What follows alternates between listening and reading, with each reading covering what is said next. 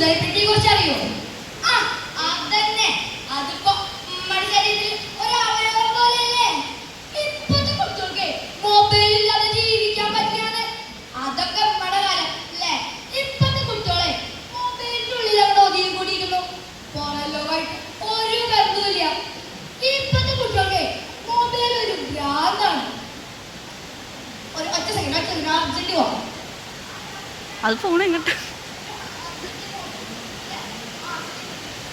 അപ്പൊ നമ്മളവിടെ പറഞ്ഞെത്തിയ മൊബൈൽ ഒരു ഭ്രാന്താണ്. എലീനെ പിടിച്ചിട്ട് അത് പറഞ്ഞില്ല. അത് മയക്കോ അപ്പുറത്ത് പോവാം. മോനെ രാഹുലേ, ആ അമ്മ ഇപ്പൊ വരെ ഇൻസ്റ്റാഗ്രാമിലൊന്നും ഇടട്ടെ. അമ്മയ്ക്ക് എപ്പോഴും പഠിത്തം പഠിച്ചു കഴിഞ്ഞാൽ മനസ്സിന് ഉറക്കം വരും. പക്ഷെ എന്റെ മൊബൈൽ എത്ര നേരം വേണമെങ്കിലും എനിക്ക് നോക്കാം. വീട്ടിലേക്ക് പോട്ടെ.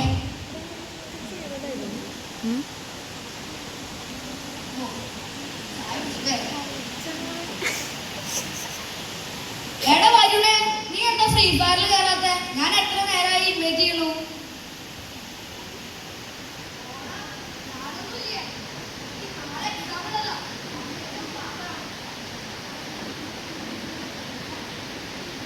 നീ പോയി പഠിച്ചോ, ഞാൻ ഗെയിം കളിക്കട്ടെ.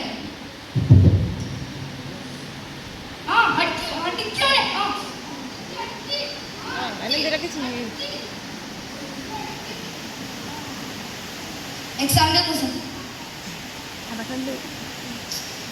അയ്യോ ഇതെന്താ ഇന്ത്യയുടെ തലസ്ഥാനം. ഈ എക്സാമിന് പൊട്ടി. അയ്യോ പേരൊക്കെ എഴുതി, പക്ഷെ ഓണന്തോ മറന്നുപോയി. ഗൂഗിൾ ഉണ്ടാകുന്നെങ്കിൽ അതിൽ നോക്കായിരുന്നു.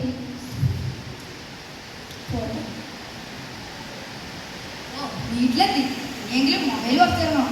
എത്ര നേരം എക്സാം?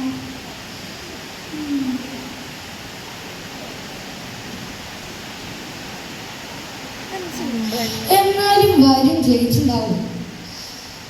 ആകെ ടെൻഷനായല്ലോ. ഞാനെന്തായാലും പൊട്ടി. ഒന്നും എഴുതാത്ത ഞാൻ എങ്ങനെ ജയിക്കാനാ?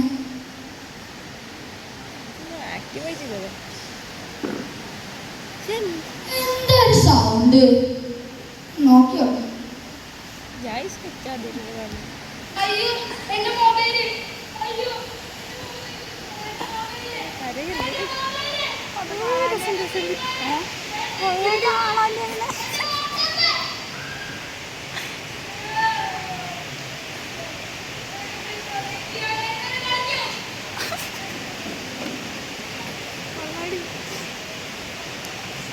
എന്താണ് അസത്തെ ഇരുന്ന് കളയുന്നേ? നീ എക്സാമിന് എല്ലാത്തിനും തോന്നില്ലേ? എന്തിനാ അങ്ങോട്ട് പോണേ? എപ്പോഴും മൊബൈല് മൊബൈല് മൊബൈല്.